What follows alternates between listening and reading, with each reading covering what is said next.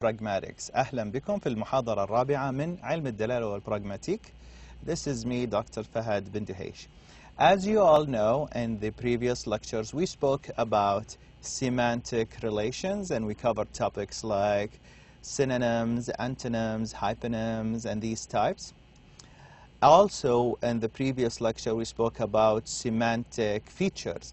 And we said that a noun phrase could have, for example, plus or minus animate, plus or minus a human, plus or minus female, or plus or minus adult, right?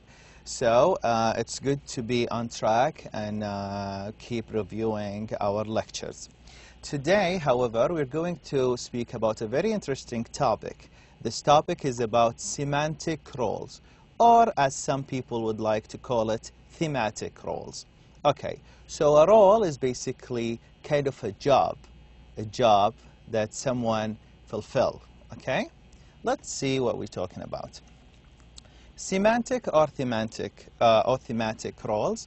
The roles, words, fulfill within the situation described by a sentence. Okay, the roles are words that fulfill the situation described by a sentence. What does that mean? Let's look at this example. The boy kicked the ball. The boy kicked the ball. Okay, so when we look at the verb kick, it has an action. You kick, right? You stretch your leg and you shoot or you kick the ball. Okay, so what is the noun phrase in this sentence? We actually have two noun phrases, the boy and the ball. The boy and the ball. So we have a noun phrase, the boy, kicked is the verb, and the ball is another noun phrase. Let's look at the first noun phrase. Now this is the subject of this sentence. The noun phrase in this sentence, or noun phrases in this sentence, describe the roles of entities. Now, by entities we mean people or things involved in this action, which is kicking. Okay, so in kicking, someone was kicking something else. One entity was kicking another thing. One entity was kicking another thing. Okay, we can identify a small number of semantic roles, also like we said, called thematic roles for these noun phrase, like the boy and the ball. Let's check this out. Our first thematic role, or first semantic role, is agent. Agent basically is the entity that performs the action. Okay, we know that as the agent. Now, who was kicking the ball? The boy. The boy is the agent. The agent, the boy, kicked the ball. Okay. Why we call it the agent? Because it is the entity that does the action. The boy. The boy is the agent. Anyone who does the action, we call that agent. The boy kicked the ball. The girl read the book. The girl here is agent. Okay. The other noun phrase in this sentence is the ball. The ball. Okay. This entity is affected by the action, if you notice. It got kicked. This ball got kicked. So this noun phrase was affected by the kicking. So the boy kicked the ball. The ball was affected, right? It was affected. So we call this affected entity, we call it theme. Again, when I say the girl read the book, the girl is the agent, did the action, which is reading, and the noun phrase or the entity was affected by the reading, was the book. We call this book the theme. So, in saying, Ahmed drove the car. Ahmed drove the car. Okay, Ahmed is the agent because it was the entity who did the action, which is driving. And what was affected in the whole sentence? The car. We call the car the theme. Ahmed, agent. The verb or action is driving. And the theme is the car. Ahmed, agent, the car is the theme. Okay? All right. So the theme can also be an entity that is simply being described. So this is another point. Okay? We can describe something that is not doing any action. In this case, we call the subject that is being described the theme. Okay? The room is wide. The room is wide. Okay, there is no verb of action in this sentence. Okay? But I'm describing the room here. So the room is not doing anything, is not performing any action. We cannot call it an agent. We call it the theme because it is being affected here. It is being described as wide. Again, we can say with the ball, for example, the ball was red. The ball was red. Okay? Here, the ball is not doing anything. It is being described. So we cannot call it an agent. We call it a theme. Clear? I hope so. Okay. So agent and themes are the most common semantic or thematic roles. Those are the most common. Although, as you have noticed, agents are typically human, like the boy, the girl, Ahmed, they can also be non-human entities that cause actions, as in the natural force, the wind, or a machine, like a car, or a creature, like the dog. Check out these sentences where the ball is always the theme. Number 1, the boy kicked the ball. Here, the boy did the action of kicking. So the boy, is what? Agent. The ball is the theme. The wind blew the ball away. The wind is a natural force, not human, but it is doing the action of blowing, right? Blowing. So we call the wind agent. What was affected? It was the ball again. So we call the ball theme. A car ran over the ball. The car did the action, did the verb. Okay? So the car here is the agent. Okay? The ball again get affected, so it is the theme. The dog caught the ball, as we can see in the picture. The dog is the agent, the ball is the theme. Okay, moving on.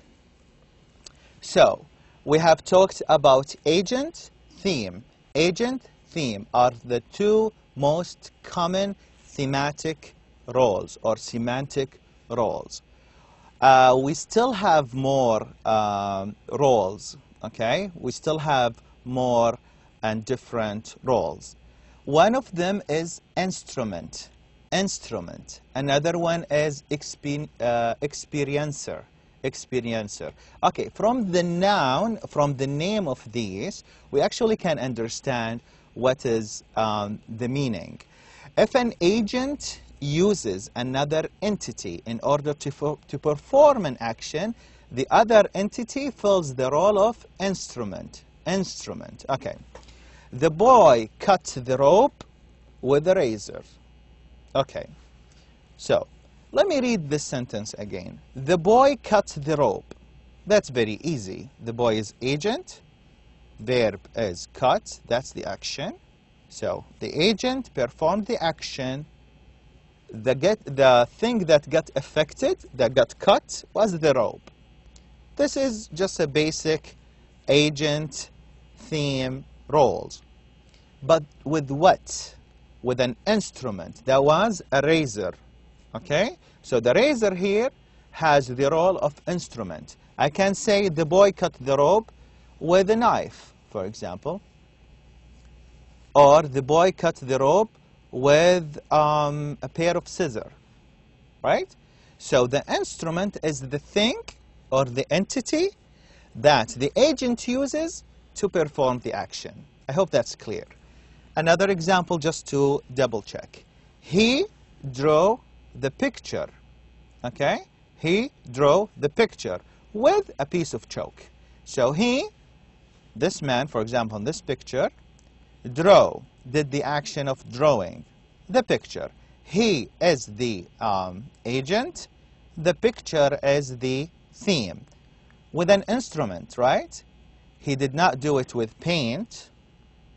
He did not do it with a marker. He did not do it with a pencil. He did it with a piece of chalk. So that was the instrument. A piece of chalk here has the role of instrument, or it fulfills the thematic role of instrument. Okay? So this is two examples, or these are two examples about instruments. What is an experiencer? Experiencer, when you actually experience something. Let's check this out. When a noun phrase is used to designate an entity as the person who has a feeling, perception, or state, it fills the semantic role of experiencer. Okay? If we see, for example, if we see, okay, see is basically a feeling. Or if we know something, that's perception and understanding. Or if we enjoy, so that's our state. We enjoy something. We're not really performing an action, are we? We're not. When you see something, when you know something, when you enjoy it, nothing gets affected. So, we're not really performing an action. So we cannot say that the noun phrase here and the subject position is an agent. Agent must perform an action. Must perform an action. But here, if you see, know, or enjoy, you're not actually performing anything. So what should we call this noun phrase? Noun phrase. We call it experiencer. Okay, the sentence, for example, the boy feels sad. The boy feels sad. Here, the boy is not really performing anything. It's just the feeling. Okay? He's not kicking the ball. He's not reading a book. He's not driving a car. Okay? He's just feeling something. So, we call this the experiencer. So the experiencer, the boy, in this sentence, is the only semantic role in this sentence. Okay. Can we have another semantic role and with experiencer sentences? Yes, actually. When I ask you a question, for example, like, did you hear the noise? Or did you hear that noise? Hearing is what? Is one of your kind of feeling things, right? Okay, so did you hear that noise? The experiencer here is you, obviously, and the theme is that noise. Okay, so you heard something. You heard something. The thing that you heard was the theme. The theme, okay? Whereas in the boy feels sad, we cannot have any theme. He just feels sad.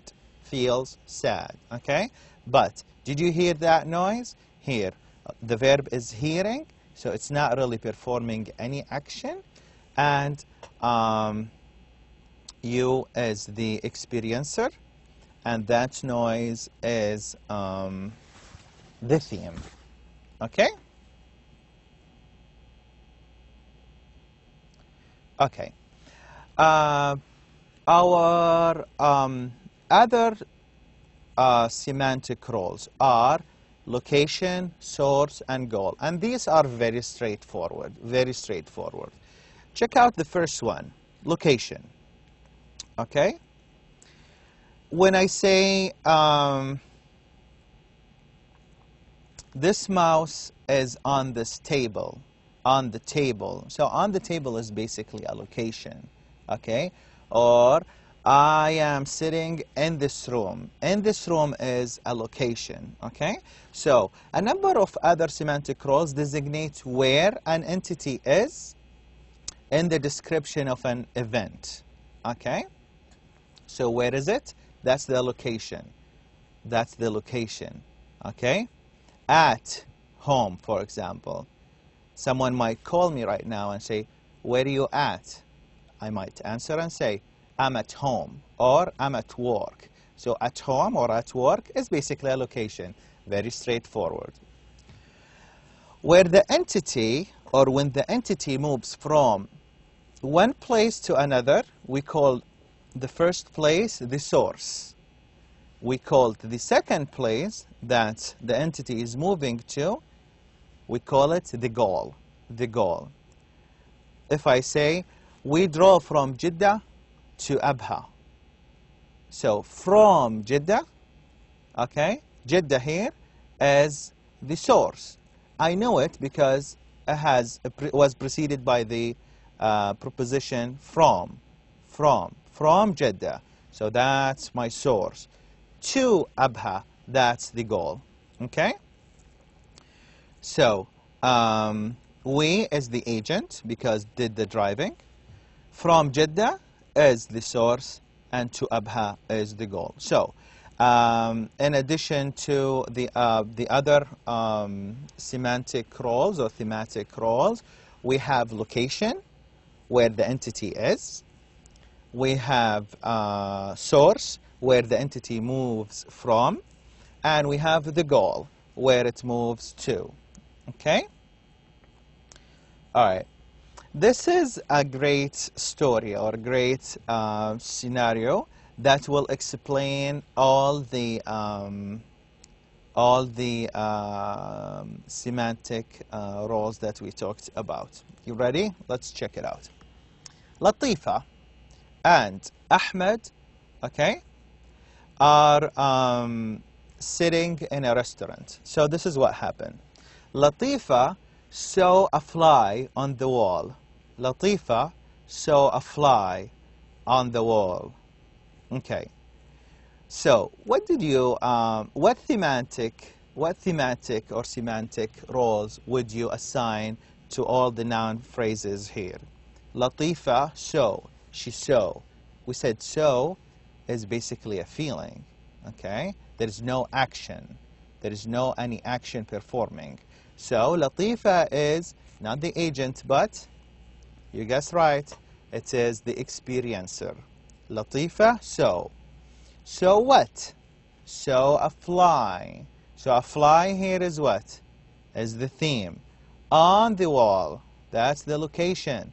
Latifa saw a fly on the wall. Latifa is experiencer. A fly is the theme. On the wall is a location. Okay. So what happened next? Latifa borrowed a magazine from Ahmed. Latifa borrowed a magazine.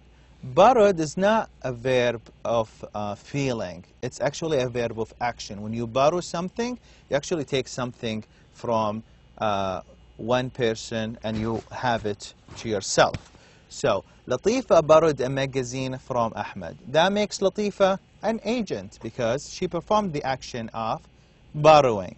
A magazine is the theme. From Ahmed is the source of the magazine. And we just know it from the word from. Okay. Next, she squashed the fly with the magazine. She squashed it, okay? She hit it with the magazine. So she actually performed an action, definitely. So that makes her agent and the fly the theme. With what? With an instrument. That was the magazine. Notice that the magazine was the theme in the previous sentence. Then it became the instrument because she hit or squashed the fly with it. With the magazine. With the magazine. Okay? So the magazine is the instrument. After that, she handed the magazine back to Ahmed. She handed it back to Ahmed. She performed an action. She took the magazine, gave it back to Ahmed. So that makes her an agent, makes the magazine the theme. To Ahmed is goal. Yes, it is a goal because Now it is going to Ahmed. Okay, so Ahmed at the end of the story said, "Oh, thanks," said Ahmed. Okay, so Ahmed is basically the agent who said, "Oh, thanks." Okay, so Ahmed said, well, the meaning of the sentence, Ahmed said, "Oh, thanks," makes Ahmed the agent because he said something. Okay? Okay. This is the summary of this lecture. Okay. So, determining the role that the noun phrase, NP means noun phrase, that the noun phrases play in the situation require looking carefully at the sentence. Basically, you start from the verb. You start from the verb. Okay? If you notice that the verb is actually an action, like borrowing, driving, okay, eating, all right? Whoever doing that action is the agent. So agent is the entity that performs an action. Entity means a person or a thing, all right? So because it could be the car drove over the board, for example, or the car drove over the ball, okay? So the whoever or whatever performs the action is the agent. All right. The theme is the entity undergoing the action or movement. Okay? So the dog caught the ball. The ball here is the theme. Sammy ate the apple. Sammy is the action. I'm sorry, Sammy is the agent who performed the action eating. Eating what? Eating the apple, which is the theme. Okay. Okay. Maybe Sammy ate that apple with a fork. Okay, with a fork. Okay, so that makes fork an instrument. The entity used to perform that action. How did he eat it? With a fork. Okay. Experiencer is the entity that has a feeling, perception, or state, like we said. Okay? There is no action when there is an experiencer. He's enjoying his food. Okay? He enjoys his food. He enjoys the soup. Enjoyment here, or enjoying, is actually a verb that does not require an action. When you enjoy something, you don't do anything. I enjoy the weather, for example. Okay? So, I enjoy the weather. I is the agent. Enjoy is the verb. I'm sorry, I is the experiencer. Enjoy is just the verb that is, it's not performing any action or does not require any action. And the weather is the theme. Okay. Then, the other semantic roles, like we said, is location, where the place or the place where an action occurs, at work, at home, on the table, under the table, beside the table, something like that. Okay. Source is the starting point for a movement. We drove from Mecca to Jeddah. Mecca is the source. Goal is the end point for the movement.